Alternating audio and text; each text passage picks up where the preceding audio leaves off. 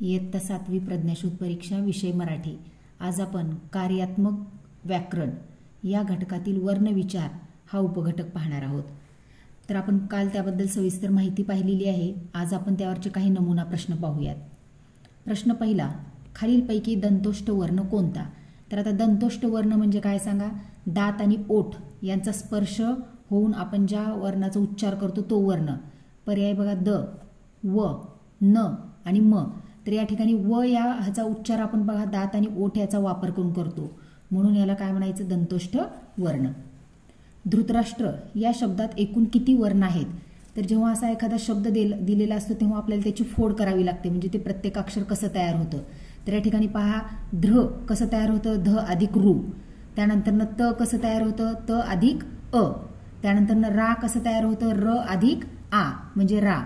स्ट्र श अधिक ट अधिक र अधिक अ म्हणजे हे स्ट्र तयार होतं। तर आता एकूण किती वर्ण झाले पहा याच्यामध्ये? 1 2 3 4 5 6 7 8 9 10 म्हणजे पर्याय क्रमांक 4 येणार। खालीलपैकी सजातीय स्वराची जोडी ओळखा। तर आता सजातीय स्वर म्हणजे काय? म्हणजे ज्या स्वरा ह्याचा उच्चार एकाच स्थानामधून होतो। तर या ठिकाणी पहा, आ आणि ई, अ ई ई, आ आणि उ। तर या ठिकाणी पहा, एक ऱ्हस्व स्वर पाहिजे आणि एक दीर्घ स्वर पाहिजे, म्हणजे त्याचा उच्चार काय होतो सांगा? एकाच स्थानातून होतो, म्हणजे ई आणि ई। पर्याय क्रमांक 3।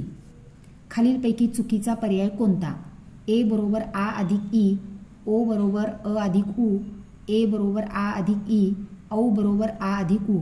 तर या ठिकाणी पहा, पर्याय क्रमांक 2, त्यानंतर 3 आणि 4 हे बरोबर आहेत।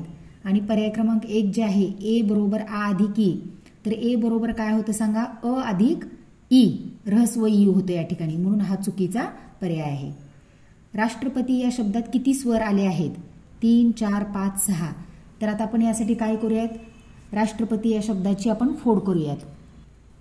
रा म्हणजे काय पहा? र अधिक आ, हे दोन्ही जर मिळालं तर रा तयार होतो। त्यानंतर स्ट्रला काय होतं? श अधिक ट अधिक र अधिक अ म्हणजे स्ट्र झालं। त्यानंतर प साठी प अधिक अ आणि ती साठी त अधिक दीर्घ ई।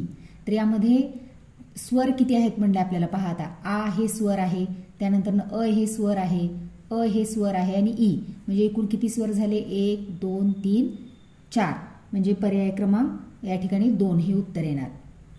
पुढे दिलेल्या वर्णातील महाप्राण वर्ण ओळखा।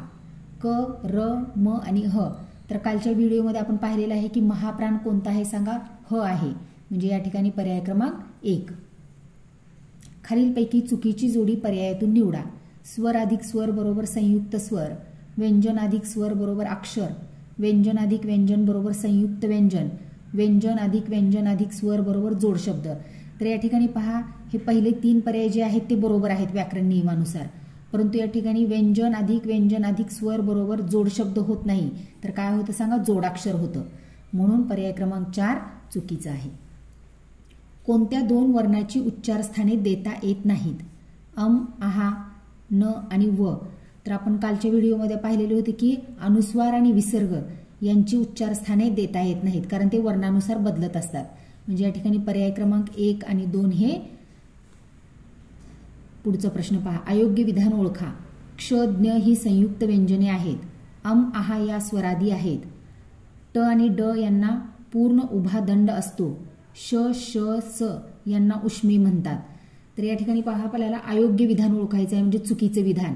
तर पर्याय क्रमांक 1 2 आणि 4 जे आहेत ते योग्य आहेत, म्हणजे बरोबर आहेत। 3 आणि ट आणि ड यांना पूर्ण उभा दंड असतो म्हणलेलं आहे, तर यांना उभा दंड नाही, तर यांना कोणता दंड असतो सांगा? शीर्ष दंड असतो, म्हणजे वरच्या बाजूला दिलेलं। तर हे अयोग्य विधान आहे।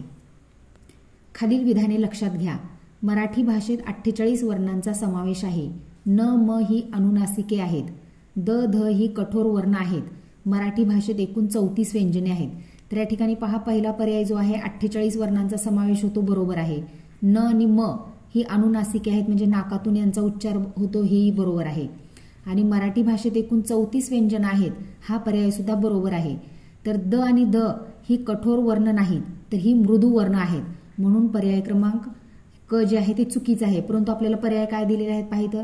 फक्त अ ब क बरोबर, फक्त ब क ड बरोबर, फक्त अ ब ड बरोबर आणि वरील सर्व पर्याय बरोबर आहेत म्हणले.